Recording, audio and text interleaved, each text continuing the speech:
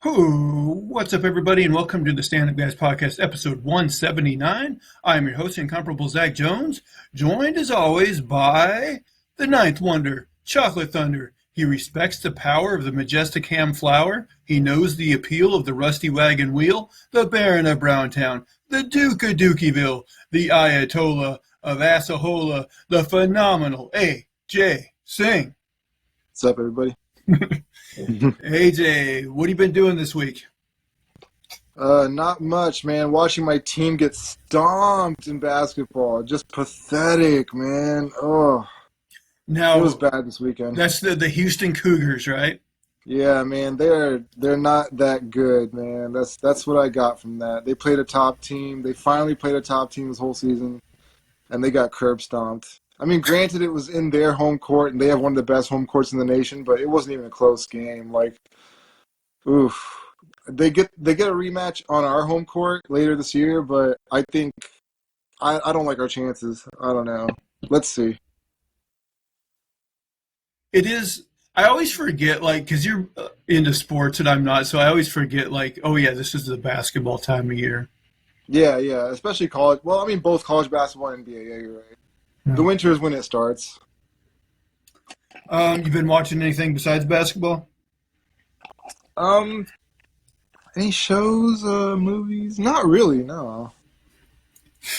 Well, I just, luckily we're not reviewing it, but, we've been talking about how we suspect Madam Web probably is not going to be good. Oh yeah. Well, today I think we got even more confirmation. I saw a headline that the review embargo doesn't lift until the day before it comes out, which is always a sign that, like, at the very least, Sony is not confident in this movie.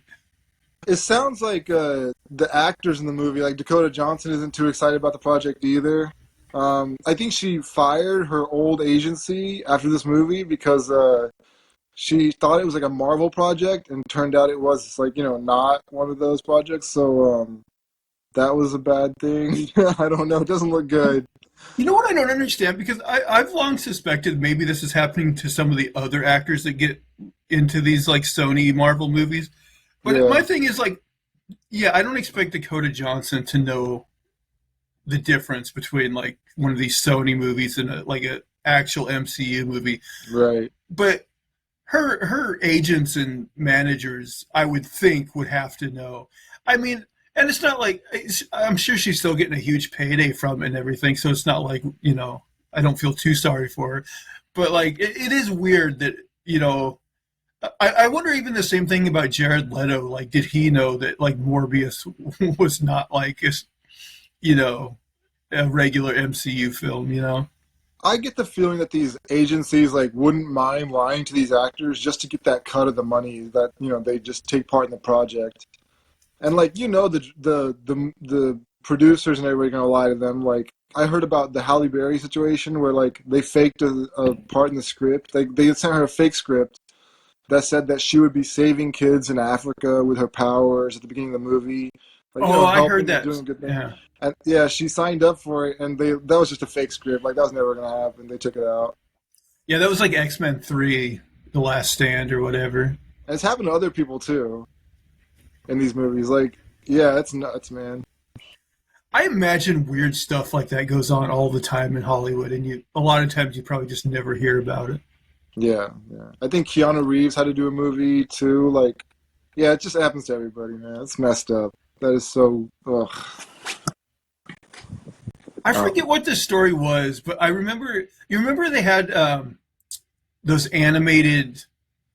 Well, I think it was like those Garfield movies where it was like an animated Garfield in a live action world or whatever, and they were voiced by Bill Murray. Like, I don't remember exactly what the story was, but, like, he thought he was signing up for something else. And then he just, like, Bill Murray, no. Yeah. They And did then him so, too. Jeez, so you ended up Hollywood is with just sleazy. I mean, we know it is, but jeez, man, even the projects, you don't know what you're getting. Well, that one, I don't even know if it was like a sleazy deal or like if Bill Murray was just like confused as to like what he was actually like signing up for. But I mean, whatever. He got an easy payday of, voiceover payday. So, it's what it is. But like, it's just funny that things like that can happen. And like, these people sign up for projects that they don't even really know what they are. Yeah. Well, I watched a few things, not a ton. So I'm still watching that Death and Other Details show on Hulu. I don't got much more to say about it. Just that I would say that if you're into the murder mystery genre, I would encourage people to watch it just so they keep making more shows in this vein. Or hopefully give this show a season 2. I don't know if they have plans for that or not. But I did decide to subscribe to Peacock for a month just because I was interested in watching the Royal Rumble. So I watched that, and the Rumble was fine. The only bummer is CM Punk, who's probably one of the only like interesting wrestlers right now. He got injured during the Rumble, so he's out for like several months. So that's a bit of a bummer. But other than that, it was fine.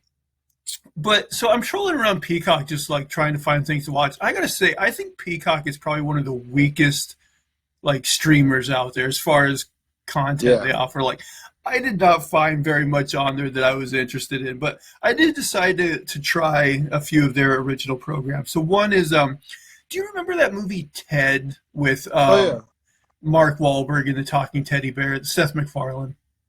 So they made a show out of that, a Ted TV show. Yeah. And I actually ended up liking it. It actually was pretty funny. It's they basically tried to give it the feel of like an 80s or 90s sitcom, only like dirty, you know, with cursing and everything. Is there a laugh track? That's a good question. I don't think so. Okay. I don't remember a laugh track, but just like the way the sets and stuff look, it kind of reminds you of like an old school TV show.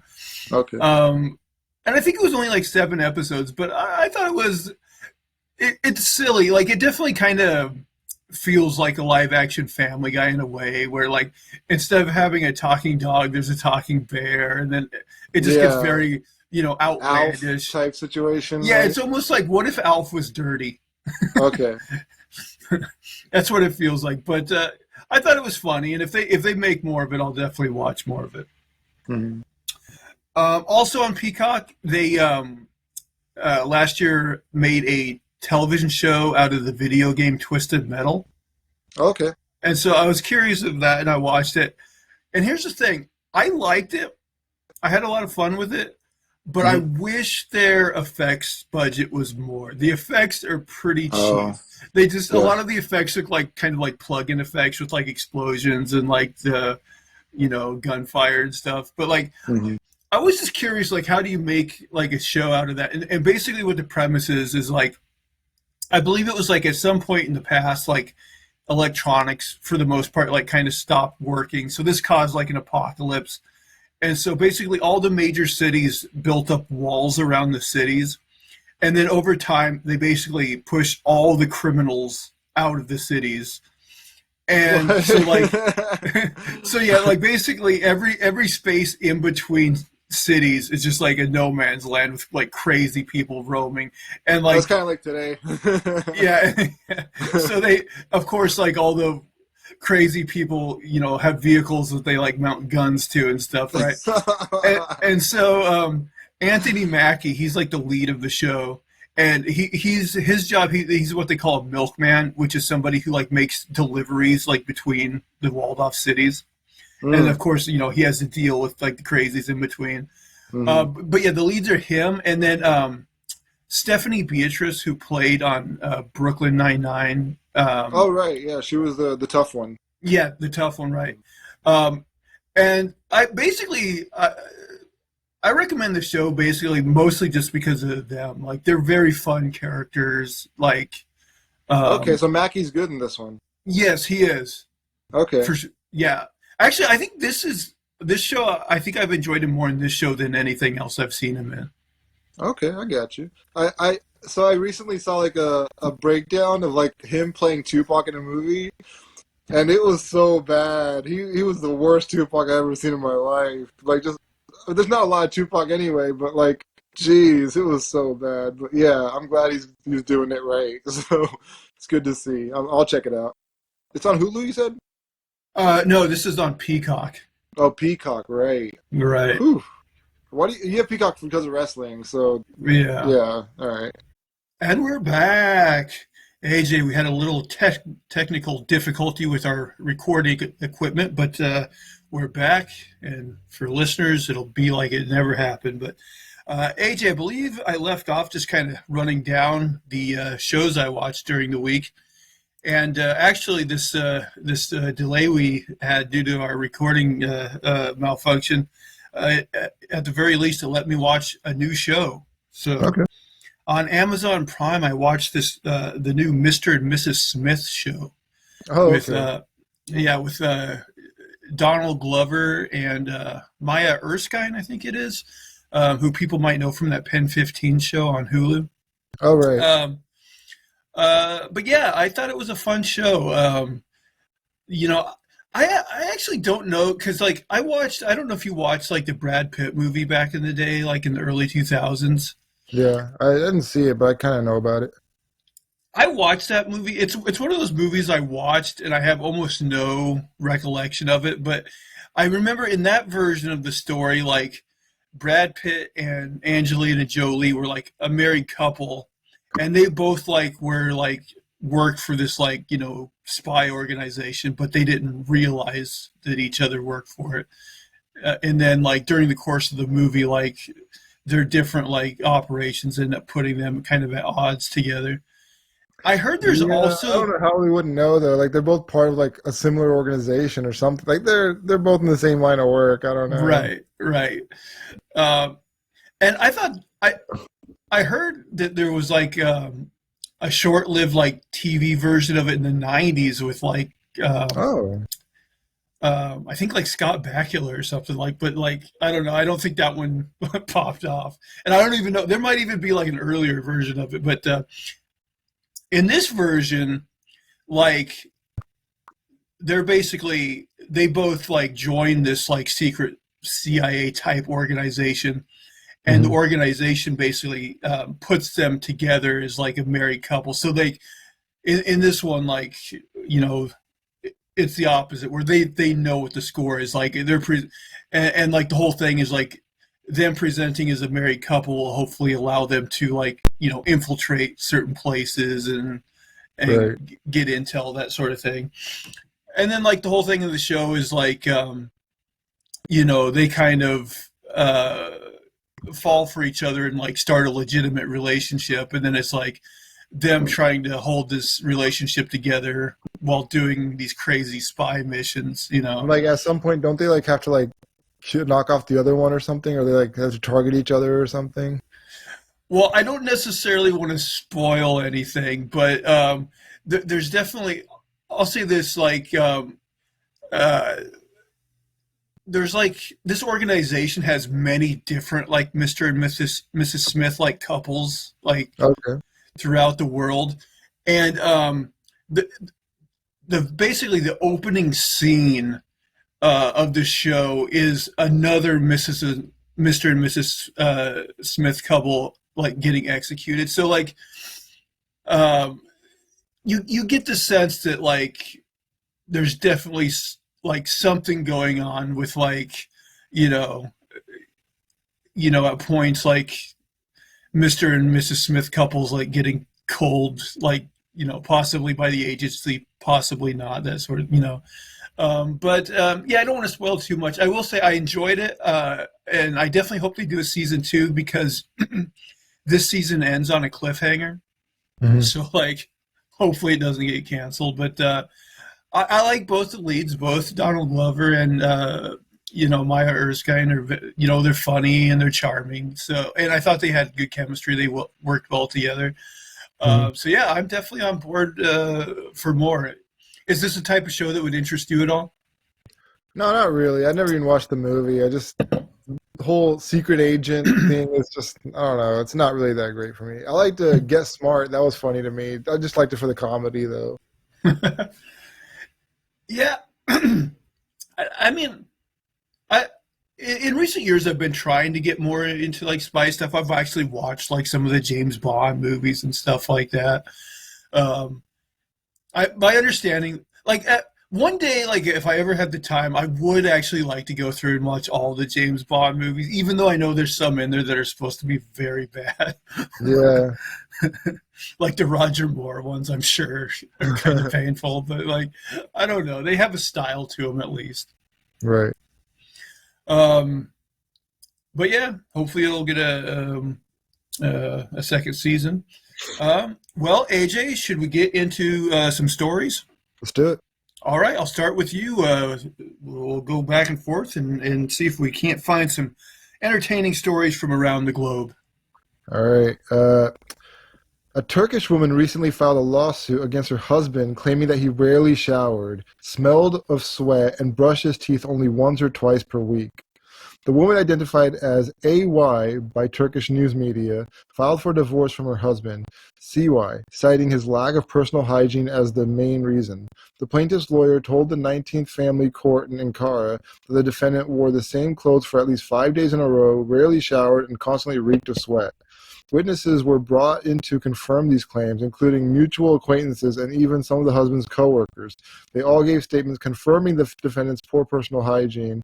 The court approved the woman's request for a divorce and also ordered the husband to pay her 500,000 lira, which is $16,500, as compensation to his now former spouse for putting up with his lack of personal hygiene.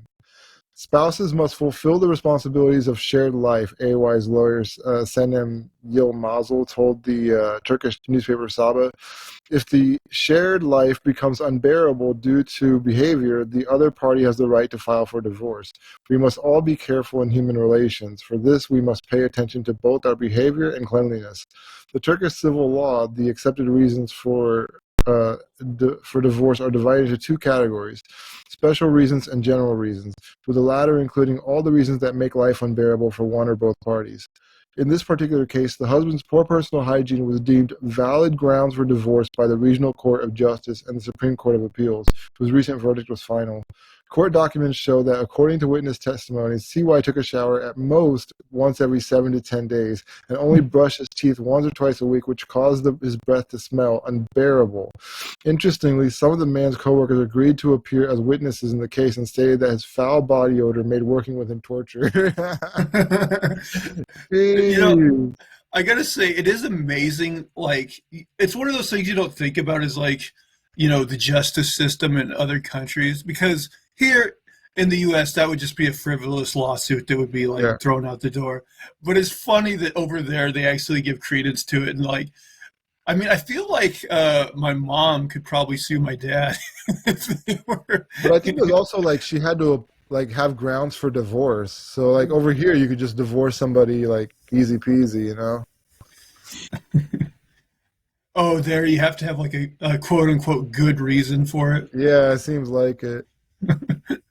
And she's just like, some bitch thinks. Yeah, it worked out. I mean, geez, man, 7 to 10 days without taking a shower. I take like 2 showers a day. There are people like Ashton Kutcher and Mia Kunis who are like, you should shower once every 3 days. And God, it probably reeks when they bang or something. Like, it's gross, man. Once every 3 days. Well, maybe they bang in the shower. I hope they're not banging during those 3 days. They're like 2-3 days they're not showering. Ugh. Man, I would be especially like conscious of it if I was like them, like a celebrity in like the public eye. Like, I would never. If I was a celebrity, I would never go outside stinking. You know what I mean? Like Right. 3 days without Everybody's it. like watching you. Everybody's Right. they're all gonna write about it. But I want to see like this like stinky guy like in front of a jury of his peers and like Yeah, they're he's like, like, I want to see his coworkers and everybody going up on stand and being like, "Yeah, he stinks." like Exhibit A, smell this stinky son of a bitch. I wonder if he tried to pull a clever move and like took a shower and brushed his teeth before court, though. Like, Probably. They make all the jurors go up and like smell his breath. Like, no, it's still bad.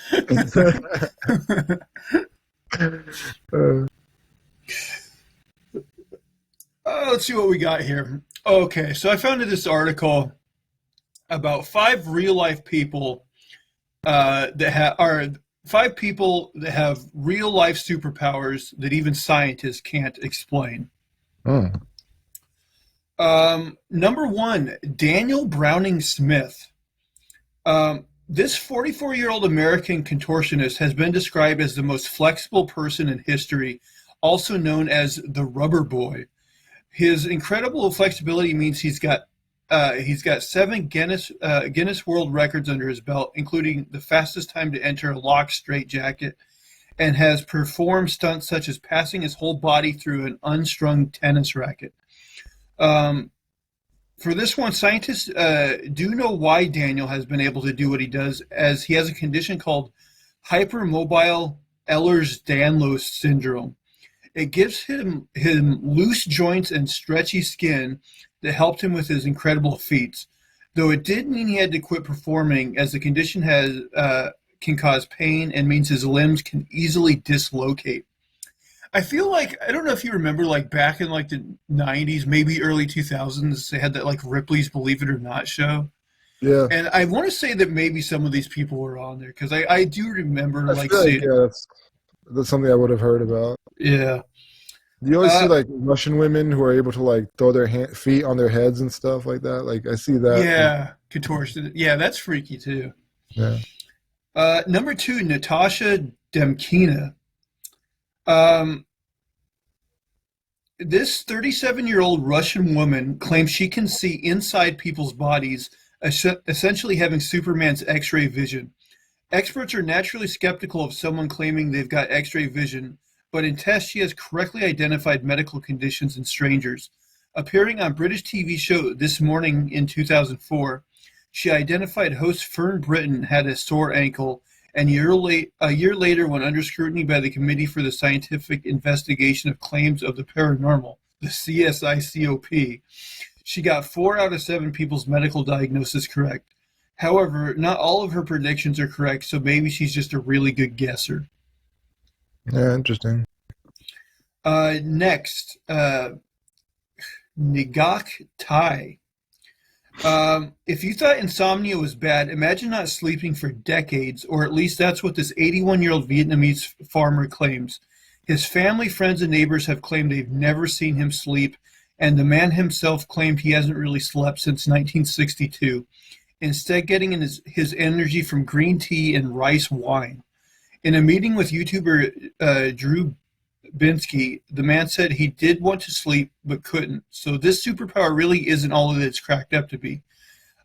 Yes, you could get so much done, but a good night's sleep can't be underestimated. For basically everyone else, going even a couple of days without sleep would be placing us in serious medical danger. So don't try and see whether you have this supposed superpower. Now, let me ask you, like, if you could do this, like, never have the urge to, like, let's say it was different. Like, this guy sounds like he wants to sleep, kind of, but he can't. Let's say you were just, you could flip a switch, you would never be tired, and, like, so you would never have to sleep, and the toxins in your brains would still, like, filter out, like our bodies do when we are sleeping. Like, would you do that? Because it would give you, like, twice the amount of time. Like, you could do all the, you could watch all the TV shows, consume So all like, the things you want to. how's that? Okay, so in this scenario, like, this actual situation, like, how's that exactly? Like, are the proteins building his muscles? Like, is everything rebuilding? Like, is all that stuff that you would get from sleep happening? In this article, it doesn't say, but I mean, he's not dying, so you got to figure whatever condition he has, he's still getting like some of the necessary things that you get when you sleep. So does that mean when he's awake all the time, he's getting the benefits of sleep without missing out at all? Like let's say like 24 hours a day he's up. Does that mean throughout the 24 hours he's getting? I know it doesn't say, but I mean, in our scenario, let's say if I wanted to choose this or not, like if I could get all the benefits of sleep and stay up 24 hours, like if I could get at least 8 hours worth of benefit, like REM cycle, everything, I would definitely do it. Like as long as I'm not like exhausted and tired by the time I'm like 40, like Yeah, in this hypothetical, like, yeah, you always feel like refreshed. You never feel sleepy or groggy. yeah, I would do it. Like in the mental problem, you don't have any mental issues, everything's rebuilding, everything's fine, all the chemicals are right, then yeah, I would definitely do it. I think I might go for it too, but it would be very weird, and it would take some getting used to, like just Yeah, it having would to be be weird. awake like 24/7. I think so too. I'm wondering if I don't know, like even though you wouldn't be tired, like would you crave like just like being chill? Maybe you would. I guess you could still like maybe meditate or something. Maybe you would find that beneficial, but like I don't know. It seems like you're. It'd be weird. Yeah, like I stay up a lot. I'm an insomniac myself. Uh, or I've been one for most of my life anyway. The morning hours are really weird. Like being up at like 5 in the morning definitely is like when you see the sun start coming up, that's kind of a bad feeling. It feels like you missed out on sleep or you're doing something wrong. But yeah, I mean, if you could get all the benefits and stay up, then I guess you do feel kind of left out though, because everybody else in the household that you live in is going to be asleep and stuff. So you're just kind of toiling about at night.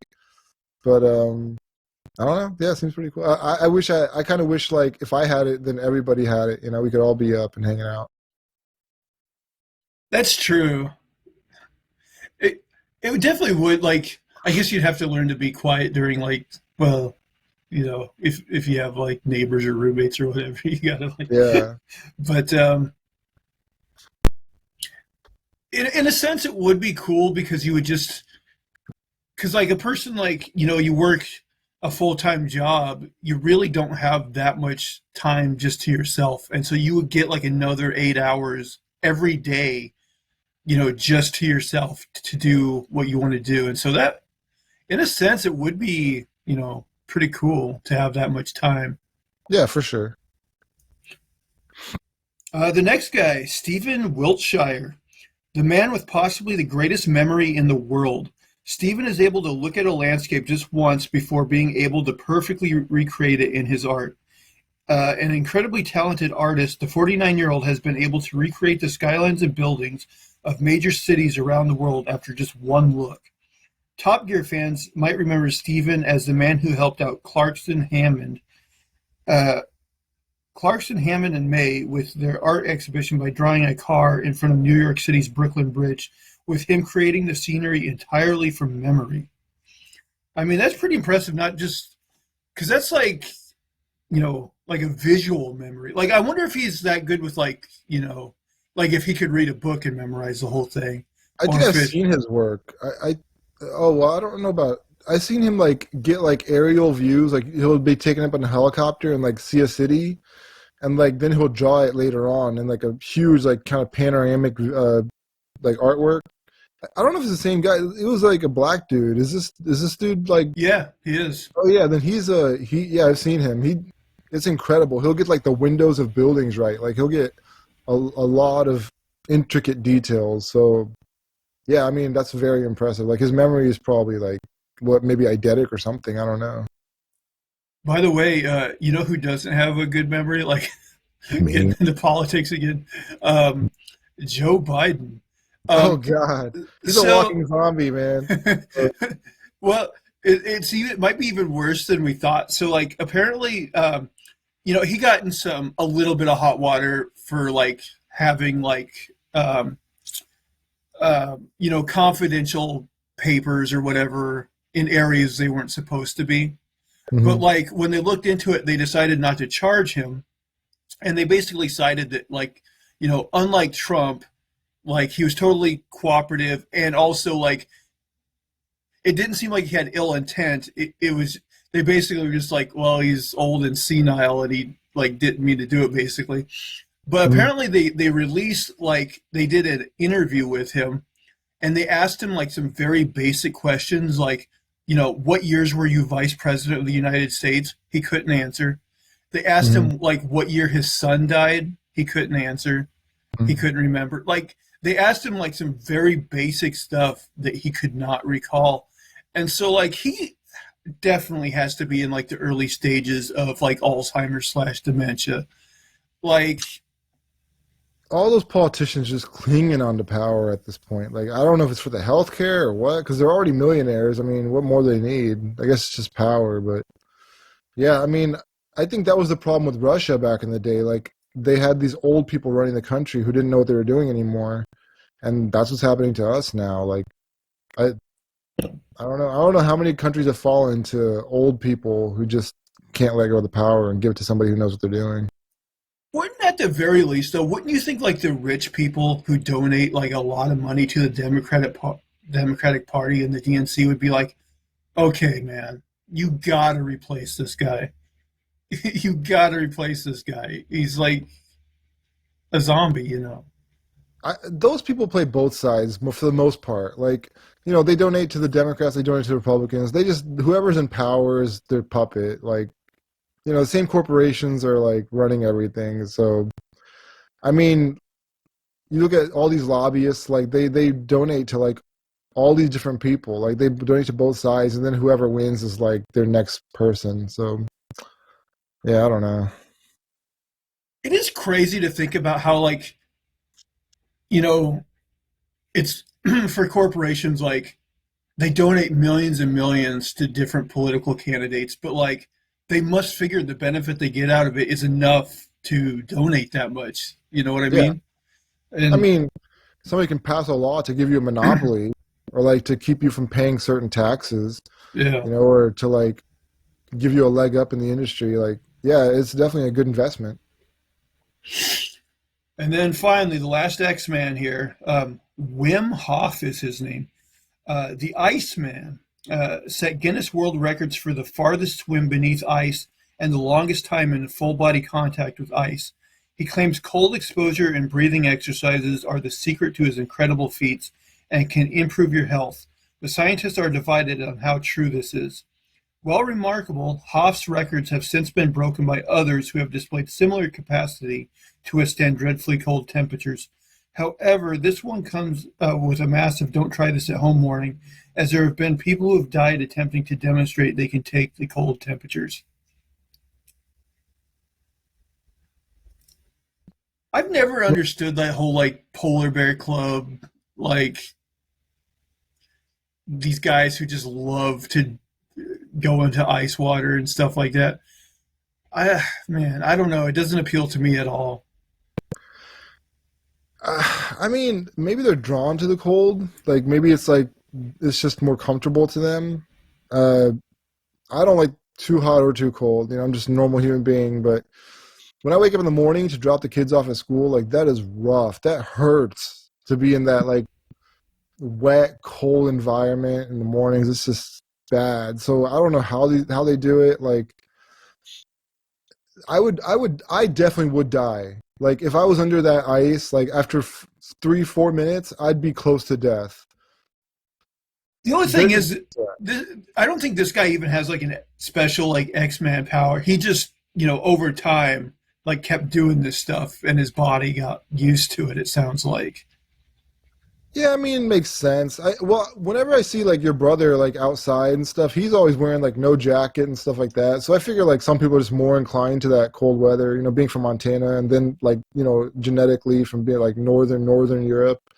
So like maybe that's like a part of it. Like I would imagine Russians can handle cold better than like granted, yeah, they're exposed to it more too, but you would think that they have developed some sort of like genetic predisposition to like, you know, deal with it.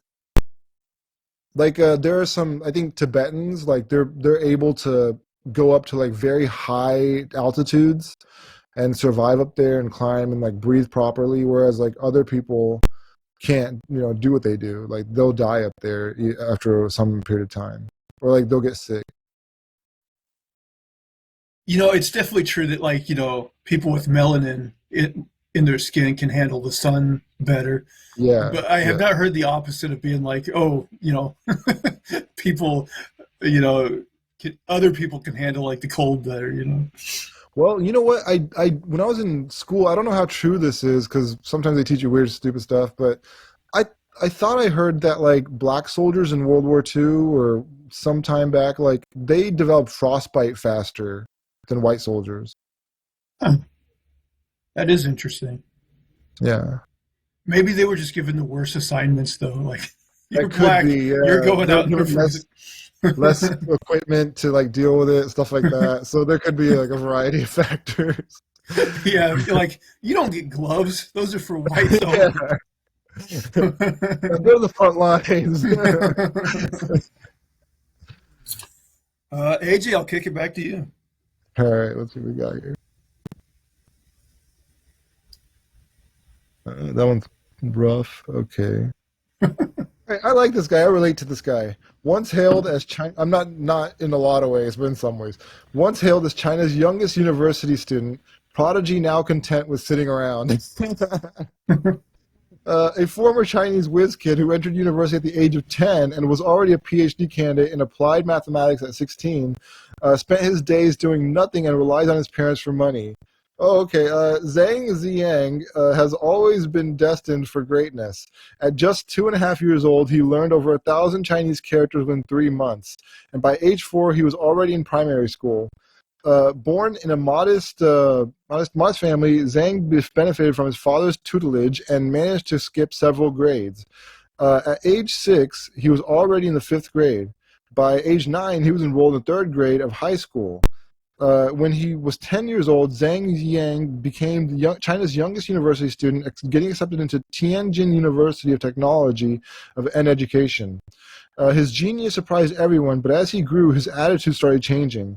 At the age of 13, Zhang began a master's program in Beijing, and while most other 16-year-olds were pondering what university to apply to, Zhang Ziang was already pursuing a PhD in applied mathematics and doing interviews with major news outlets.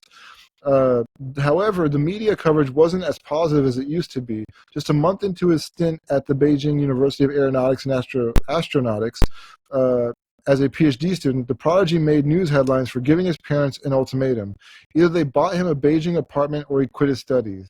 My parents want me to stay in Beijing, yet if I did not have my own house here, I would be like those Beijing drifters.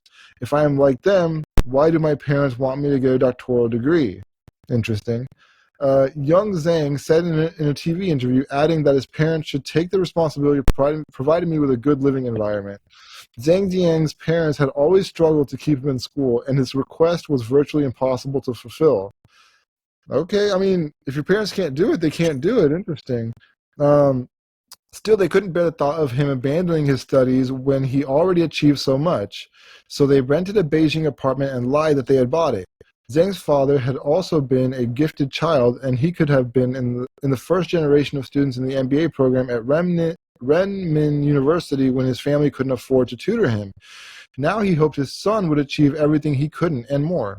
At the time, Zhang Jiang's attitude was criticized by the public, but that didn't seem to affect him. If anything, he doubled down on his statements, claiming that he wasn't the one driving them crazy, that they were doing it to themselves. My parents gave birth to me and imposed their dream on me, hoping that one day I would achieve what they wanted to gain in the past, the 16-year-old said. They planned my life for me, trying to make me think that what they were leading me to was what I wanted to do. Zhang's parents sometimes expressed regret for maybe pushing too hard. But they hoped that his success would justify their actions. However, things didn't play out that way. Today, at 28 years old, Zhang Ziang isn't the man most expected him to become. He still lives in the Beijing apartment rented for him years ago, for which they continue to cover the rent. But he has no job and spends most of his time sitting around and doing nothing. He believes his simple way of life is a true expression of happiness and is content with relying on his parents and the odd freelance job to support himself. They owe me this, Zhang recently told about his parents. The apartment they never bought me should be worth over 10 million yuan, 1.4 million now. Zhang Jiang's story has divided the Chinese internet. Some criticize him for his arrogance and lack of respect for his parents, while others cite his case as a cautionary tale for parents who push their children too much when they should just let them enjoy their childhood years. Zhang Jiang's undergrad teacher told reporters that he still has time to achieve great things if he puts his mind to it, but that he has no intention of doing any work. There's no financial freedom when working for someone else. That's a joke. At least now I don't need to deal with the attitudes of others, said the 28-year-old. Yeah, I mean, this sounds like a guy that was pushed too hard as a kid, Yeah, he and burned out. he burned out. Yeah, which I can understand. Like, The stuff with the apartment and like expecting so much from his parents is maybe a little bit weird, but like I kind of sympathize with him because yeah, he is this guy that was pushed very hard as a kid, and then eventually one day he woke up to the fact that like he didn't have a childhood. Yeah, this is his And like happiness. Like yeah, he's and trying to recapture. Yeah, he's like you said, he got burned out. He busted his ass for like the first 16 years of his life or whatever to a crazy extent, and then he was just tired and like yeah. I kind of get it. I think the apartment thing is kind of weird, but at the same time, it might just be an excuse, like him like acting out, like, oh well, I did this, and you could at least do this for me. It's like it feels like maybe he was asked an impossible task, like in his early years, like to do all this stuff that he just wasn't mature enough for, and maybe he's asking for an impossible task in return. So I don't know. Yeah, yeah, it sounds like it. But he's still young. He's 28. Yeah, he he's can got still plenty do of time. something. Yeah. I mean, in America, I've heard of like 98-year-olds graduating, getting their high school diploma or getting a college degree or something like that. Like, yeah, you can always go back. And I actually read an article recently about a guy who was a mechanic till he was like 48. Then he went to medical school and became a doctor. So, I mean, there's always time to like get your life back on track. So he can Yeah. do it. Some people, man, like, because at any given time, like, there are, like, senior citizens in college and stuff. And, like, it always surprises me because I'm like, I never like learning enough and, like, the school experience enough that, like, I would ever even consider going back as an adult. Man, I'm excited about going back to school, but I'm also like dreading it because of all this stuff, like the studying and stuff like that. But it's a different program. Like before, I did what I felt like I had to do, like with technology and stuff like that. Like I felt like, oh, the tech industry is booming and this and that. There's a huge demand for it, whatever. Like it just felt like that's where the money was. But like, oh my God, that was so boring and just like. Yeah. But like now getting into like a different field that I'm more passionate about, which is interesting to me and has an everyday like impact on life. Like it can help you like improve. I haven't told people, but it's mental health counseling, Right. and like it applies to everybody in every way of life in every situation. So yeah, it's just like learning more about yourself. It's growing as a person, and it's applying something that is beneficial to you and everybody around you. So I feel more fulfilled in that sense. Yeah. I often think because, like, if I could go back in time, like, I certainly wouldn't. Like, I kind of went to college just because it seemed like the thing to do. Yeah, And like, you have maybe to it, do it. yeah, and maybe it was, but like if I could go back in time, I certainly wouldn't do accounting again. But I honestly don't know what I would do. Like I'm thinking, I don't know. I maybe even wouldn't go to college. I maybe would just try to pursue something more creative. I don't know. Like Yeah. I don't have a great answer. No, it's it's really a flawed system to have 18-year-olds and like young people and like just people who aren't ready and mature enough to decide what they're going to do for the rest of their lives at that age. Like, you make them take out so much money for loans and all this stuff, and they're just kind of like they're stuck. They have to do it, and like there's so much pressure by everybody in society that it has to be a certain way. And I think like it's smart to take time off, do what you want, like go out there and explore life, live, maybe do odd jobs or whatever you want to do in that time just to, get by or whatever. And then, then go to school, then figure out what you want to do, pursue what makes you happy and understand what your passions are. But there's no way a 20-year-old or whatever, like they don't know what they're going to do for the rest of their lives. When I think of getting married, like a 20-year-old is not going to be able, for the most part, to make a decision that's going to be wise for their entire life in any capacity. Like a tattoo, people regret anything. Right. So, I mean, yeah, I'm glad I'm older when I'm looking, like to do some of these like major life changes because I feel like I have a better grasp on my own self and like what I'm looking for and who I want to be and what I want to be surrounded by. And yeah, like it's just nuts, man. Like to have young people make major decisions like that. I I get why we send them to war because they're not smart enough to know that, people up top are making decisions for them and that they buy into the propaganda very easily. And I think that same propaganda, like with nuclear families, like, you have to move out at 18, like it used to be big families. We used to live in like, houses with like uncles, Right. grandmas, grandpas, it used to be that way. And like now it's just the 3 or 4 person nuclear family or whatever. Like it's all generated from the 1950s, like propaganda, that we're just trying to build a society we're trying to conform to something that we're not used to. Although, funnily enough, I think that like because house prices are so expensive now, I think you're getting a lot more situations where like there's households with like generations of people living in them, because Yeah, like for the sure. younger people it's impossible for Yeah. them to, you know, go either rent an obscenely expensive apartment or buy a house. So like it's kind of coming back to that. But you were talking about like, I know we're technically considered adults when we're 18, but like you're totally right that like almost no 18-year-old person like knows what they want to do at 18. Yeah. Like we're expected to kind of know, and like you said, like we're expected to take this huge gamble and take out all this like loan money that we have like no real concept of like you know what we're doing with that, and Yeah. like how long it's going to take for us to pay that back. And it's like it kind of is a crazy system and a crazy expectation. Um, Yeah. I mean, it's I know there's an industry behind it, like, like there are loans, like loan companies that want, these 18-year-olds to be locked in for the rest of their lives and stuff like that. And there's like a financial incentive to make it this way.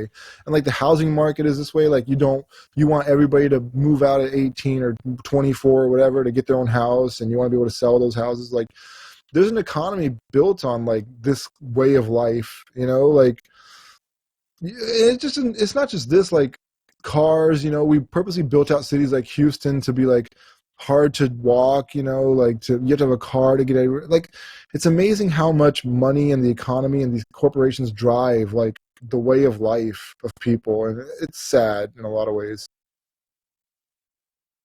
yeah, the whole like car thing and like everybody owning their own car. Like I sometimes wonder like if far fewer people own their cars and we just had like a robust like public transportation system, it would probably in a lot of ways work better because they would have so much more room on the road to like speedily and efficiently like transport a large number of people. But I sometimes wonder about that. Like we might have doomed ourselves culturally by like insisting that everybody owns their own vehicle. Yeah, for sure. Like you look at like I find like there's like a romanticism, like I feel like there's a romantic like aspect to like people who live in those like Southeast Asian countries where like everybody's walking and like maybe there's like motorcycles and stuff, but like there's like markets and the stands everywhere, and like everybody's kind of commingling and stuff like that. It just seems like that's more natural to people. Like that's what we should be, like a community, like a society like that. Man, have you ever seen some of those foreign countries that seemingly have like no traffic laws, where you got like people in cars, people on motorcycles, pedestrians just all like walking, on the same roads, and like people are narrowly like, That is barely not all getting of ran over. That's pretty much all of Asia. I don't know about East Asia, like China and Japan. I think they have more like rules behind that. But like, yeah, like it is chaos, man. Like I've heard jokes like God directs traffic in India. Like it's just I don't know how people are surviving. Like I don't know how so many people aren't like killed every day in some sort of accident. But I'm sure oh they my god, are, but yeah, yeah, I that's see true. some of those videos, and I'm just like, why would they want it like this? Like, why would you not like? want to put in traffic laws to like not have chaos everywhere. I don't. Yeah, I don't understand. Like maybe they're just used to their ways. They're like, hey, we made it this far. It's helter skelter, but we made it work. Now this is just what we know. But you would think like you would want to progress like that aspect of your society and like, try to make it more safe, more reasonable, more understandable. Like, okay, so like, what if you're just an aggressive driver in Asia? Like, are you just gonna like force every right turn? Are you gonna force your way into everything? Like, it's more fair to have people wait at a light where, some people who are more careful drivers, like the same commute would take an aggressive driver in Asia probably a lot different amount of time, right? Because compared to like a safe driver. Whereas in America, like, everybody pretty much gets everywhere at the same time, I don't know. I guess like I'm inclined to that fairness. Like I think it should be that way. Yeah, it's pretty nuts. I see some of those videos and I'm just like, oh my God. I'm like, it just seems like so crazy that they wouldn't want to rein that in somewhat. But let's see our time. Well, AJ, you know that it's a slow news week because I'm actually going to give you a little history story. All right. Which I don't usually do. So these are 8 quaint and curious facts about the strange life of Edgar Allan Poe.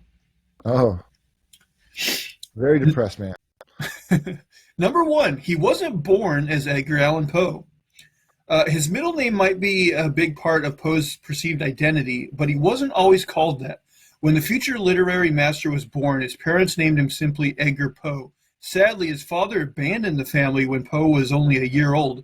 A year later, his mother died of tuberculosis, the first in the long list of personal losses Poe experienced over his life. The orphan Poe was taken in by John Allan, a successful businessman from Richmond, Virginia. Although the Allans never officially adopted him, they christened the child Edgar Allan Poe. Poe himself wasn't a huge fan of the middle name and often signed his documents as Edgar A. Poe. His friends, meanwhile, simply called him Eddie. Number 2, Poe married his 13-year-old cousin. Oh, how old was he? 27. Oh, no! Yeah. Oh, cancel Edgar Allan Poe! Cancel him! Jeez! Oh, that's so bad. 13? Oh God! Oh God! Those are freaking children, man. Oh, how long ago did he live? Okay, so it says fine. Let's address what's perhaps the most widely known strange fact about Poe's life, which I did not know this. It's true. He married his underage cousin, Virginia Clem, at the time of their marriage in 1836. So, like, he lived early 1800s. That time period, I guess. But, oof. Clem was only 13. That made her 14 years Poe's junior, as he was 27 at the time. But that's just what people did at the time, right? Not really. Even people in 1836 were uncomfortable about the whole thing. Jeez, when 1836 is like, yo, this guy's wild, like that's something. It says, on the bright side, historians now believe the marriage was more of a friendly arrangement and had no or very little romantic or physical aspects. I'm hoping no romantic You would hope aspects. so. Yeah. But then, like, why'd they do it? Maybe it was a deal where, like, as one of those things where he would look down upon if he wasn't married. Maybe he was, like, secretly gay, and she was, like, his 13-year-old. You never know. And she could have had, like, all her, relationships, like, secret, or whatever. Could like, be, yeah. Yeah. But honestly, like, I would have thought in 1836 people would have been like, yeah, that's normal, but apparently not. Apparently even back then they were like, they were like, that's a bit extreme. Jeez, it kind of, I mean, it pushes back the whole narrative on that, like, probably a little bit earlier than I thought. Like, I thought in the 1800s people were kind of wild like that, but... I did too, yeah. And still they wouldn't have had a problem that it was his cousin. Like, back then, that was just like, everyone marries their cousin. Yeah. Number 3, Poe designed The Raven to be a hit. We often think of Poe as a brooding figure pouring his misery onto the paper. In reality, however, his writing process was highly calculated from beginning to end.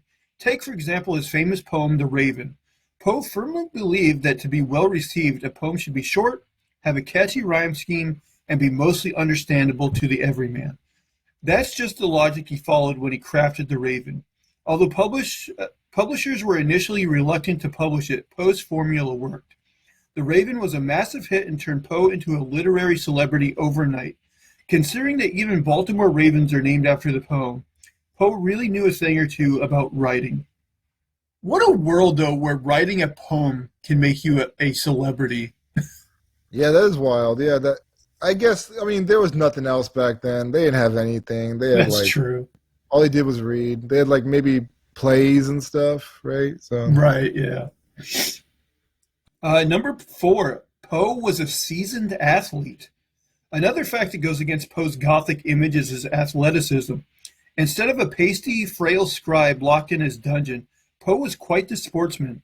In particular, Poe loved swimming. At one point, he even broke the Virginia record for the sport by swimming more than 6 miles up James River against the current. Swimming wasn't the only sport Poe excelled at, though. He also did rowing, boxing, and long jumping whenever he wasn't hiking through Virginia's forests. That is true. Okay. In paintings of him and stuff. He's frail. Yeah, he does appear more frail. And emo kind of, yeah. Exactly, yeah, like the original emo. Yeah. Number 5, Poe invented modern detective fiction. Today, the name Edgar Allan Poe is almost synonymous with horror, but even Poe couldn't bring himself to write only about spooky castles and tragic human fates.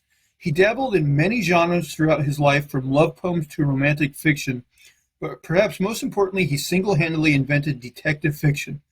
Poe's short story, The Murders in the Rue Morgue, laid the template for modern detective stories. Its main character, C. Auguste Dupin, is a brilliant detective who solves crimes through cold logic and analytical reasoning. So if you're a fan of Sherlock Holmes, Miss Marple, Hercule Poirot, or any other famous detectives, you can thank Poe for coming up with your favorite genre. Did you say Miss Marvel? Miss Marple. Oh, okay. I was like, yeah, I don't remember her being detective-like. I've never. I know there is a Miss Marple television show. There's probably several of them, but I've never watched any of those. So I'm kind of unfamiliar with that character. I never even heard of her. Yeah. Number 6, Poe loved cats. You might not think Poe was a particular fan of cats from reading his stories. More than a couple of them feature ominous felines. Not least his short story, The Black Cat. If you haven't read that one, it tells of an animal-loving man who slowly begins abusing his pets and in increasingly horrific ways. Poe himself, however, would never have hurt a cat. He loved them and he kept his own purring furball. Fun fact, Poe named his cat Katerina. Punny pet names are by no means a modern thing. Number 7, the cause of Poe's death remains a mystery. Poe died on October 7th, 1849 in Baltimore, Maryland. To this day, nobody knows how. He had been feeling under the weather a few days before his death, but he didn't exactly seem like he was about to kick the bucket. Yet on October 3rd, he was found in a disoriented state while dressed in someone else's clothes. He died 4 days later. Over the years, people have put forward many theories about what caused his death, ranging from alcohol poisoning to a brain tumor, syphilis, and even murder. One of the more interesting theories posits Poe was a victim of cooping, a form of electoral fraud where the victim is drugged and forced to vote in multiple locations under false identities. That explained his delirious state and bizarre clothes. I mean, that sounds... That sounds unlikely, but it's funny that it was common enough that they had a name for it. Cooping. That's crazy. They would poison a guy and then vote in multiple counties under that guy's name? It says the victim would be drugged and forced to vote in multiple locations. That is so weird. how do you, like, what do you have, like a Weekend at Bernie's situation? Like, I guess so. Two guys like carry this guy in that can barely stand, and he's like, "Oh, we're just helping him vote." yeah, just doing some old voting over here. Nothing to see here. Oh my God, the schemes people came up with when they had like no laws are insane, man. Like, that just shows if people could get away with something, if they were like given the freedom to creatively think of nefarious things, they will come up with the craziest, like, insane plots. Like, oh my gosh. I know, you think of the stuff our politicians pull today. Can you imagine what politicians were getting up to in those days when there was no rules? And like nobody could really check you, like what you Right. were doing. Like, oh my God, yeah. Especially like monarchies. Oh my goodness, man. I would think kings and queens were just like. You find out later they were crazy. Like Right. people back then didn't know. They were just like, oh, the king said we need to do this on Thursdays. Also, you know what? I think a lot of like religious stuff, like numbers, colors. Certain things are bad luck. Don't do this on a certain day. I think those were caused by like some sort of mental illness. Like Probably. some weird, like, yeah, that is some weird ass, like that has no bearing on reality whatsoever. Yeah, that's definitely mental illness involved there. It was probably caused by like some king back in the day that had like some weird OCD, OCD, yeah. and he was like very superstitious about a certain thing. And, Yeah. Yeah, made some sort of weird law about it at the time, probably. I could totally see that happening. Yeah, I definitely think so. And then finally, number 8, Poe was a victim of a posthumous smear campaign.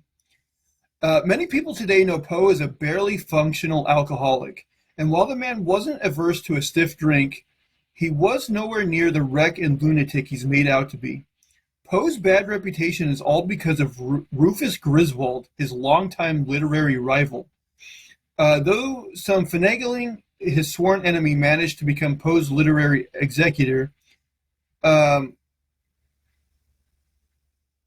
so Griswold set to work to tarnish Poe's name. Griswold wrote a long, slandering obituary filled with blatant lies after Poe died. Although it was soon revealed the obituary was Griswold's writing, the damage had already been done. Many people still think Poe was a raving, drug-fueled madman.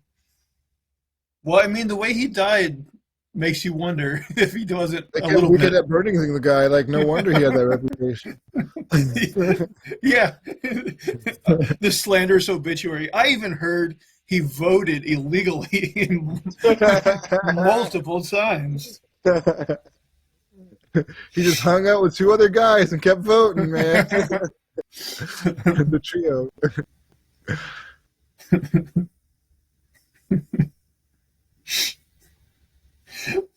I want to know when they finally put it into law that like cooping wasn't allowed. Like if we catch you weekending at Bernizing, some Probably guy when voting. some, like, probably when some prominent politician lost an election. Like up until then, they were like, "Cooping's fine. Who cares?" Right. So yeah, kind of interesting about him, but yeah, definitely a slow news week. I don't usually bust out the historical that was interesting. facts Yeah, articles, but yeah. but AJ, I think that'll put us over the hour mark. Do you got any final thoughts before we wrap things up?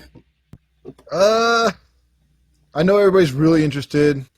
The Cougars won their last game against a really shitty team, so they're starting to at least win games again after that humiliating loss that they took against them, who shall not be named, on a Saturday. But they're playing Cincinnati this weekend on the road. Road wins are big deals, so that's what I'm looking forward to right now. That's on my mind. So the key is just to put them against really bad teams. That's the trick, man. Who would have guessed it? We'll keep apprised and see how that goes. But anyway, guys, thanks for following along. If you will, please subscribe both to the YouTube channel and to the podcast in audio form on your podcast catcher of choice. Leave us thumbs up, positive reviews, all that good stuff. If you'd like, you can follow me over on Twitter/X at Zach Jones Live. That's ZachJonesLive. AJ, like during recent weeks, I've had like people follow me on Twitter, but it's always disappointing because then I go click on their thing and it says they follow like thousands of people, and I'm like, oh, it's just a bot account. Yeah, I get those too. Like, whenever I like post something, I get a like. It's always some like supermodel looking woman, Right. You know? I had one of those too. Yeah. Yeah. So, yeah, I get those too. But I never used to. I feel like maybe Elon Musk is trying to like I don't know, do something. I get all the incels excited about Twitter, I guess, Yeah, or something. because like was it at one point didn't he say he was doing something to like reduce the number of bot accounts, and now I'm getting all these like bot follows. Yeah. I don't think they're going to reduce them. I think those prop up the value of the organization, so they're not going anywhere. But anyway, if you're not a bot, feel free to follow me. But that's going to do it for all of our shenanigans and poppycock this week. Please tune in again next week. Bye, guys. Take care.